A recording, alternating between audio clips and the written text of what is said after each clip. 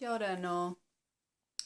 I'm Rachel. Welcome back to my channel, where I talk about well-being and activism. And today I'm going to take on quite a difficult topic, as you will have seen from the heading. I want to talk about climate change grief and suggest that perhaps during COVID-19 lockdown that this might be a moment where we have some space to feel that grief. I think that for many of us during COVID lockdown, grief is there anyway, eh? Like even those of us who are safe, and whose families are safe and are not ill, there's a sense of danger around, so there's fear and there's grief for just the regular things that we would do in our day. The strangeness of the situation and fear and grief can feel very similar anyway. So all of that is there. And I guess I want to say, I feel kind of apologetic bringing this topic to you because I think if we're feeling delicate anyway, maybe we don't want to take on hard topics, like I've been finding myself wanting to make this video but also really pulling away from it and wanting to just, do comforting things and distracting things and just feel as good as I can kind of thing during this difficult time. And I think that's, I just want to give you all permission to do that as well. Like if you're like, oh, actually I don't want to deal with this, feel free to click away and go watch some Buffy or something, something that makes you feel good. But I also feel like confronting some of this grief that has been sitting with me, and I think that may have been sitting with many of you, can also be a huge relief as well. So if you find this invitation to talk about grief a relief, then stick around. I've been thinking a lot about that relief side of things recently, because like I say, there's been a lot of that sense of grief with COVID-19, but there's something nice about that grief as well, because there's a sense that we're in it together, there's a sense that people globally are experiencing this, are talking about this, are feeling it, and, I know that different governments have been better or worse at dealing with this, but, there's a sense that at least now, everyday folks have been better at worse in dealing with this, eh? Like it's a difficult team challenge, and not everyone's on the team as well as they could be, but as a whole, the big powers and those of us on the ground are doing what we can to deal with this crisis, and the reason I've found that a relief is because for the last couple of years, and I know some people, like there'll be people out there who are environmentalist activists, that's their main focus of their activism, and this will not be news to you. I know you will have been dealing with this for a long time, but I think like a lot of people, I was focused on other things. I knew that global warming was an issue and that people were working on it and we needed to think about it, but it wasn't the issue that I was focused on. I was focused on decolonisation and more recently sexual violence prevention. And those are also big all-consuming topics that I just didn't have the headspace to be also working on global warming as a area of activism. And so in the last couple of years, and I think this is true for lots of us, when the scientists are telling us, no, fuck, actually, this is really serious now. We need to act radically now, or things will not be pretty in the future. or there may not be a future for human species. The last couple of years since that's been on my radar a lot more intensely, this stuff's been stewing in me, you know. There's just that kind of, there's a constant sort of anxiety behind everything that I do. And of course, having a small child, like around that same time that this stuff was really coming intensely into the media was around the time that my daughter was born. And you know, especially at the beginning, but I think, you know, throughout a child's life, if you're a parent, you're so hormonally, and everything is just geared towards protecting the life of that child. So a massive threat to her future feels painful. So yeah, for the last couple of years, this stuff's been sitting with me in weird ways because it's terrifying. Like, it's so fucking massive, and yet, and it's around us in the media, and people are, you know, sharing on Facebook and stuff, awareness raising stuff about it. But I feel like there's not a lot around us saying, how do we make sense of this for the human condition? Like, where's the humanity in these discussions? You know, like, how do we live in this time where, for one, we need to radically change our system, and there's the frustration and the fear that our system can't change, that the powers that be are unwilling to change, and that we could all just be trudging towards the finish line stupidly. And that there will be inadequate action, that there'll be massive suffering, that our lives will be hugely affected and maybe ended early, and that our children may be the last generation. Like, that is a fucking crazy thing to face. But my point is that I feel like so many of us, instead of talking about this grief and pain in a public shared way, I just imagine like all of these people going about their days, like sitting behind their laptops, or, you know, on their commutes to work, or doing the physical labor that they do for work, or you know, pushing swings, or walking their dogs, or whatever, you know, living our lives and busy with our lives. Like, it's such that cliche thing about the modern condition that we're all so busy all the time. And like I say, that's definitely been true for me in terms of the activism that I've been involved in. That's been really absorbing. So all going about our business, while in the back, you know, while in our hearts or in the back of our minds, we're going, fuck, what am I going to do? And I feel like that's just crazy making. That's so fucking weird to me, that so many of us are just left sitting with this on our own going, what do I do? Something as big as this, in terms of massive social change that's needed, and a potential threat like that might end human life, or at least make it difficult and painful.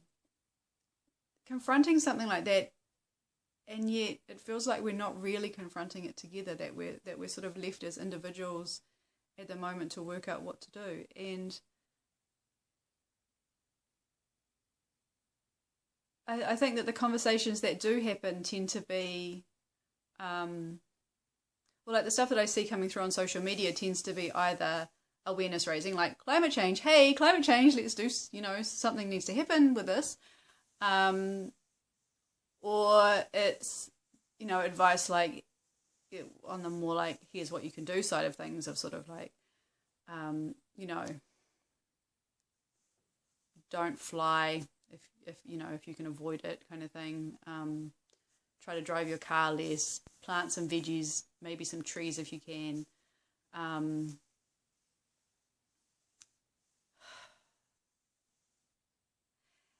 And of course, there's so many other things, that we can be doing as well to sort of aid the efforts. And I think that information is good. And of course, we all need to be prepared to make lifestyle changes for the world to be sustainable. But what I worry about in terms of just that material being shared is that then that just leads to greater anxiety, and shame, and sitting around being like, oh, well, fuck, I'm really worried about this thing, but also I have been driving my car still, and like I did buy takeaway sushi the other day, and I think that getting too bogged down in our individual guilt and shame and inability and that anxiety that leads to also prevents us from just all turning together and calling to the big corporations and the governments and stuff who have, power to make larger scale change, and just saying, what the fuck? Like, let's get a move on with this, like, let's just stop.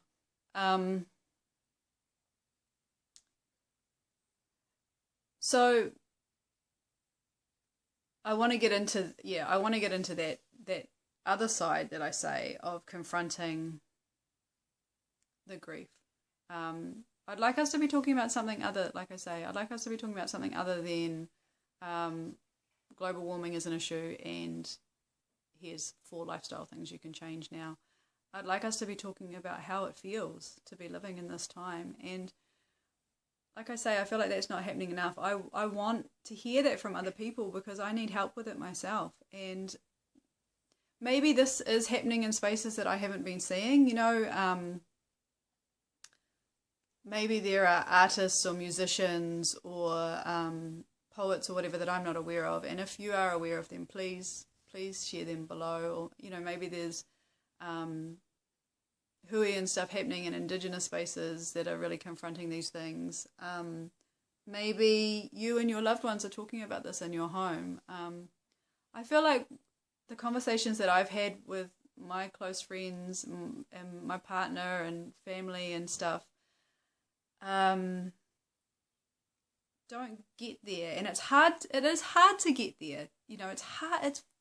Grief is so deeply personal, and it's so fucking hard to talk about because it's like it's so big and it's such a bummer, right? So if you're sort of at the family lunch or whatever, or at play center or at work or whatever, like it's a hard thing to bring into the conversation. And I feel like when those conversations do come up, they're sort of just like, oh shit, climate change,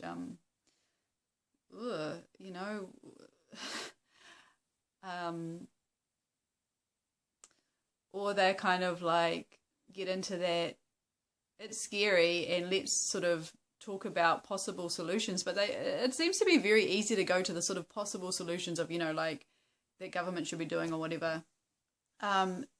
In a way that reminds me very much of when I was a teenager and I would have these kind of like, if I was the king of the world fantasies sort of thing.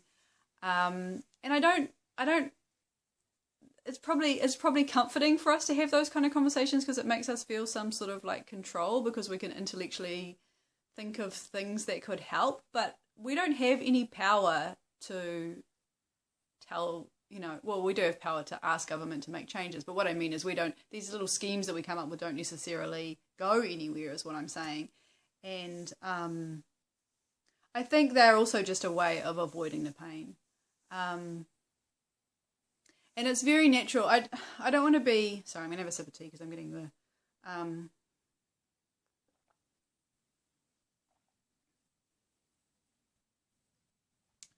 I don't want to be hard on myself or anybody else for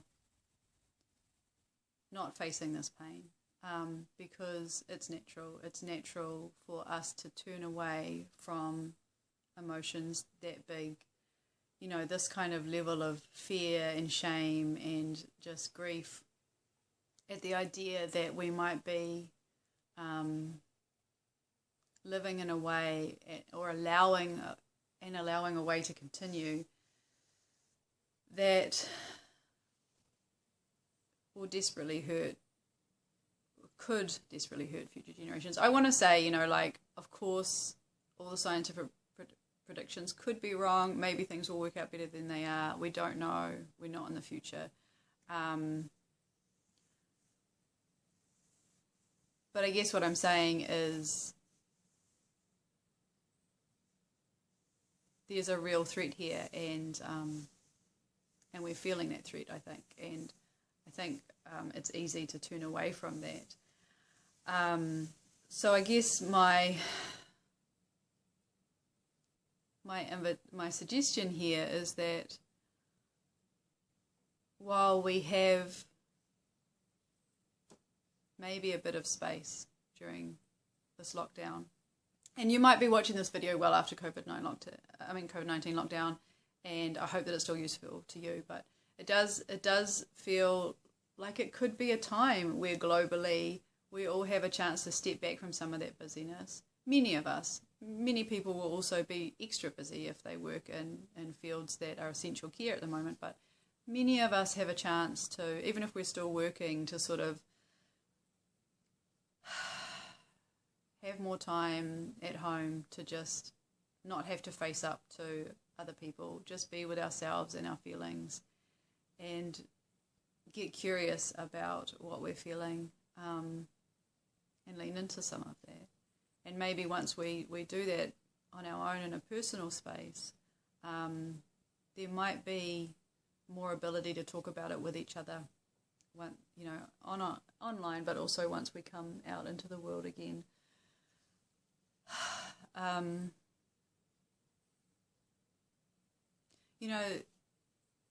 Like I say, I've just for such a long time felt like we're all going to be just so busy with our stuff that we don't take the time to really confront this, and therefore we can't really act on it collectively.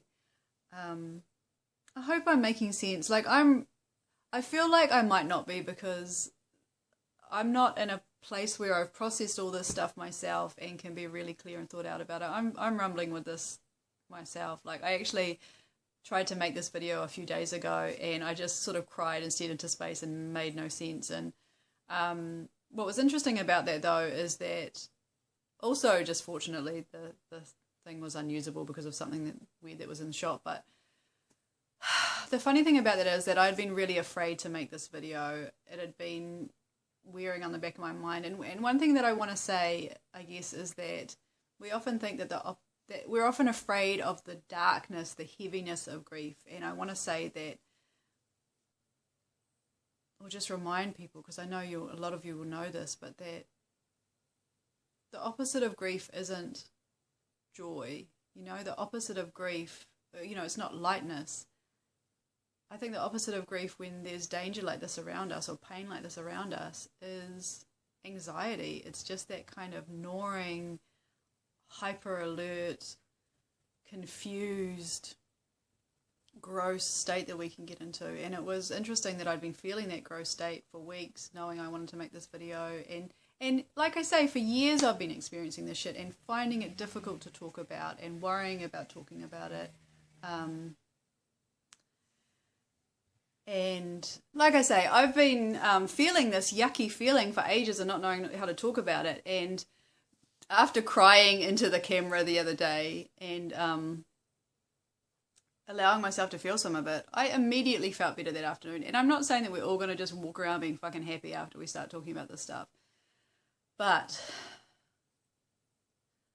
I think that we might feel less paralyzed, that we might be able to open up some other possibilities. I would love to know in the comments if you can resonate with this, and and how you have been going with processing all this stuff. And I'll share some stuff in the notes below about, just a few YouTube clips that I've found helpful to start thinking about this stuff. I don't necessarily agree with everything that the people that I'm sharing are saying, and they give quite a range of views on how bad the situation is. But yeah, they're people who are talking about some of the feelings, and that I've found helpful to start thinking about where I sit with this stuff. But like I say, fucking way still right in the middle of it. Nothing has worked out, and please bear with me, and I will maybe come back to this stuff later once I feel like I've got a bit more of a handle on it. This is, like I say, really just an invitation or a suggestion that maybe this is a time where we have some space to be doing this, and it might be just happening naturally anyway, you know. I'd love to know if this has been coming up for you during this time. I feel kind of hopeful about that. I don't want to, in this video, try to get on to like, and here's all the action that we could do once we're in the state. I just want to stay with the grief.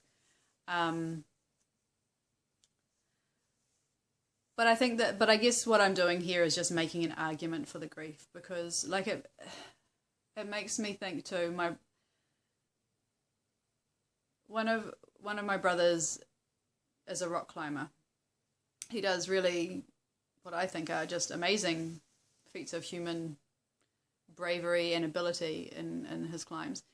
And he spoke to me once about how once you get serious about rock climbing, you need to start reading about death and thinking deeply about death, meditating on your own death and stuff like this. Because if you don't,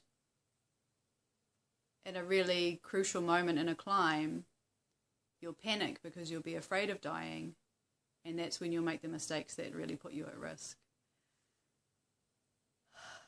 And I feel like this is so relevant to us in this current situation, where our fear of confronting a big reality like this, and our ultimate, like, you know, sort of, especially the dominant Western culture that many of us live in,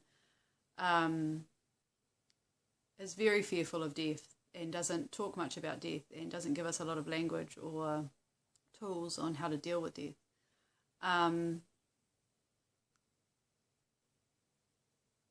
Or suffering in general, maybe.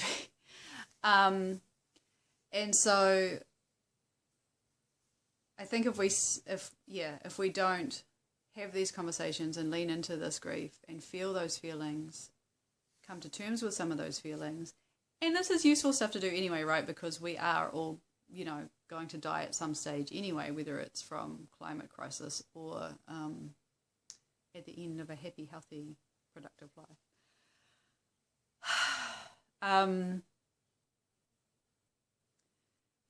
If my fear is that if we can't rumble with these feelings, get curious about these feelings, this is no terms I'm stealing from Brené Brown, then we will continue to just distract and comfort ourselves, and we won't be able to act in ways that could actually save ourselves. That's my fear and my challenge, I guess.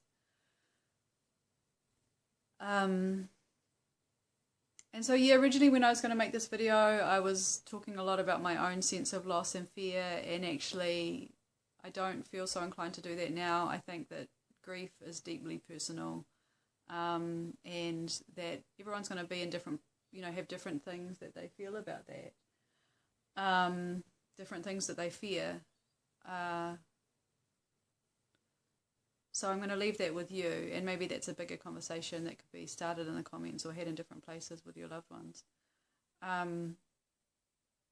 One thing I did want to suggest, though, and this is again from Brené Brown, is that she talks in her work, I've been reading her book recently, I don't have it close to me, but it's called Rising Strong, and it's about, confronting difficult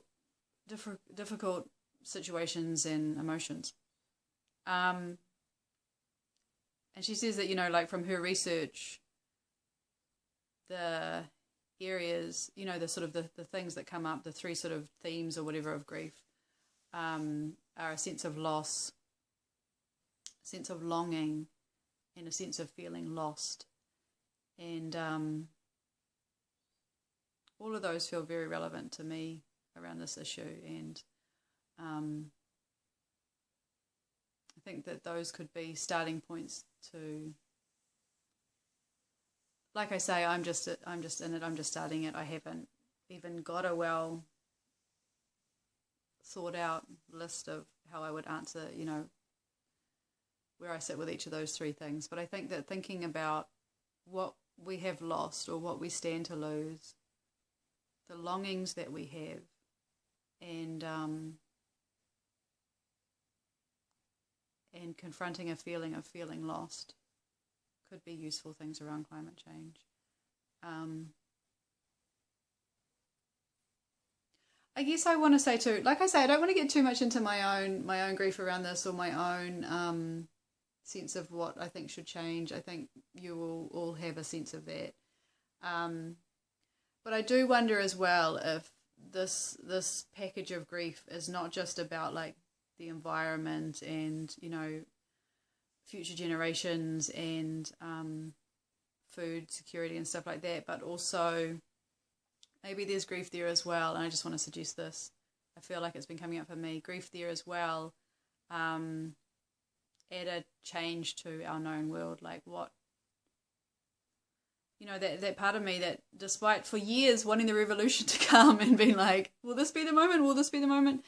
There's a big part of me that also fears change and feels some fear and grief, like, about the big changes that we need to make in the next 10 years to sort of try to secure our survival as a species. Some grief to our lifestyle now and the things that are normal for us, even though those things that are normal for us under neo-capitalism can be hugely harmful. They're the known world, right? Just wonderings about that as well. And just inviting you to think about that as well and share your comments, because like I say, I'd love to know, I'd love to hear your thoughts. I need this from other people, and I wonder how many other people need this too. I feel like, where is the human discussion here? And the other thing I just wanted to raise, because this is an activism channel, is the question of like, what does this kind of stuff mean for our activism? When they talk about there maybe not being another generation from here kind of thing, or, things in the next 10 years needing to change drastically, and then within 20 years there being like massive upheavals and stuff, like what does that mean for our activism? We usually talk in now I am getting into my loss and longings stuff, but anyway, bear with me. I won't drone on about it, but like usually with things like sexual violence prevention or decolonisation and Tino Rangitirotanga struggle and stuff like that, we talk about trying to add our little piece with a long-term view of generations of change, but what if there are not future generations? What if now is all there is, and we have to confront the fact that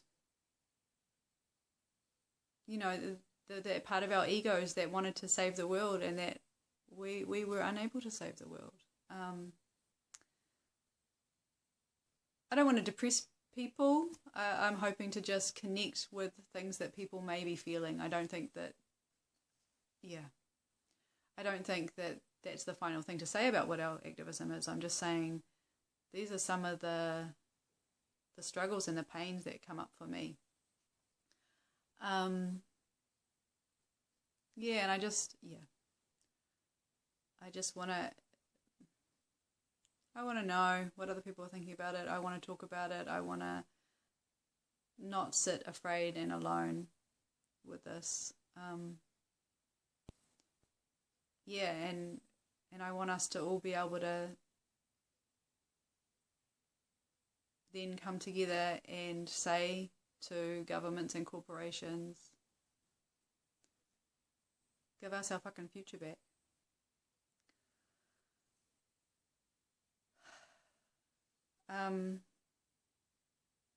But like I say, I think this is not necessarily the time to do that. I think this is the time to just feel into it and be gentle with ourselves and I was going to say hope, but hope is a funny one too. I feel like hope has so much vulnerability around it and is also a real source of fear. Sometimes hoping, like I say, hoping for the revolution, hoping for this massive change that could come, that could relieve a lot of suffering as well in so many other ways. How much we want that can be painful too. And again, I'm not saying avoid that pain, I'm saying let's lean into that pain. And we can survive recognizing that we may have damaged our world beyond our ability to live in it. But we need to feel the hurt on the way there, eh? And it's hard, and I just want to say too, I'm scared, I'm hurting, I'm sad, and I'm with you in that. And let's start talking about who we are as individuals and as people in this new world that we find ourselves living in. Again, I really invite you to share your thoughts in the comments. And also, again, I want to say, be gentle with yourself in this time and with each other. And I'll talk to you again. Noho ora mai.